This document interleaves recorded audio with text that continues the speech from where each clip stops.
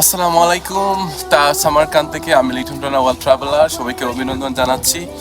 আমরা একটা লোকাল মার্কেটে আছি এবং এই মার্কেটটা আসলে অনেক কিছু আইটেম পাওয়া যায়।